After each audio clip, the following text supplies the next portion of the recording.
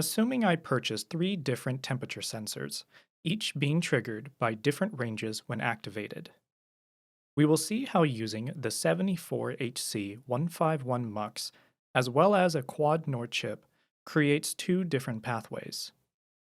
If an LED is on, the MUX decides what happens to them, and it will further decide if the LED should be turned on, off, or flashing. In front of you is our breadboard rig, where I will go through each outcome with its associated results.